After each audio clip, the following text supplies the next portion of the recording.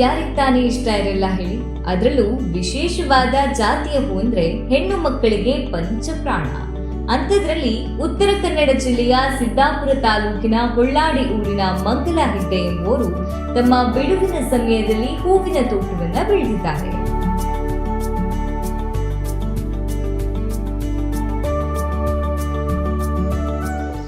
ಸಿದ್ದಾಪುರ ತಾಲೂಕ ಹೊಳ್ಳಾಡೆ ಮಂಗಲ ಹೆಗ್ಡೆ ಅವರದ್ದು ಪ್ಲಾಟು,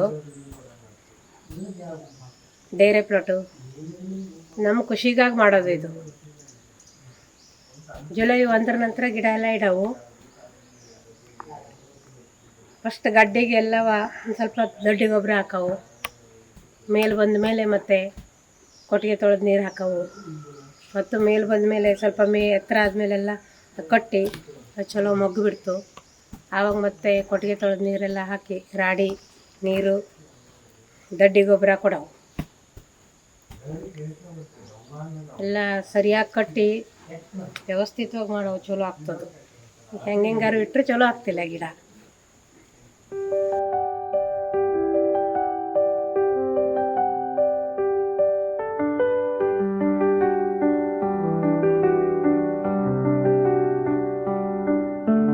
ಇನ್ನು ಈ ಹೂವಿನ ಸಸ್ಯಗಳಿಗೆ ಅವು ಚಿಕ್ಕವಿದ್ದಾಗಲೇ ಅವುಗಳನ್ನ ಪಾಲನೆ ಮಾಡಬೇಕು ಮತ್ತು ಅವುಗಳು ದೊಡ್ಡವಾದಾಗ ಸಸಿಗಳು ಮುರಿಯಬಾರದೆಂದು ಮರದ ವಸ್ತುವನ್ನ ಆಧಾರವನ್ನಾಗಿ ನೀಡಬೇಕು ಅಂತಾರೆ ಮಂಗಲ ಅವರು.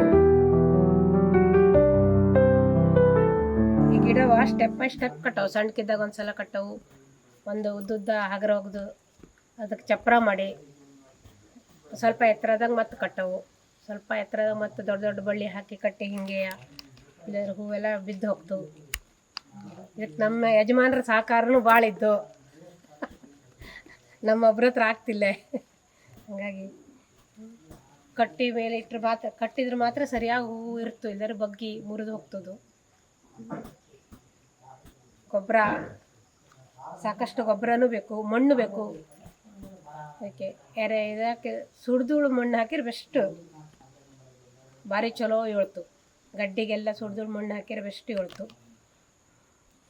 ಸ್ವಲ್ಪ ಸ್ವಲ್ಪ ಮಣ್ಣು ಹಾಕಿ ಸ್ವಲ್ಪ ಸ್ವಲ್ಪ ಗೊಬ್ಬರ ಹಾಕವು.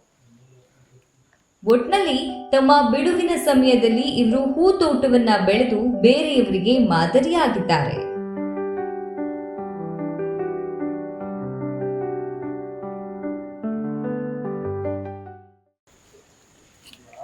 ಇನ್ನು ಸಾಧಾರಣವಾಗಿ ಡಿಸೆಂಬರ್ವರೆಗೂ ಹೂ ಬಿಡ್ತು. ಚಲೋ ಮಾಡುವ ಅಗತ್ಯ ಮಾಡಿದರೆ ಅದನ್ನ ಹೆಚ್ಚಾಗಿ ದಡ್ಡಿ ಗೊಬ್ಬರ ಕಡಿಮೆ ಮೊಗ್ಗು ಬರೋಕ್ಕಾರೆ ಸ್ವಲ್ಪ DAP ಕೊಡವು.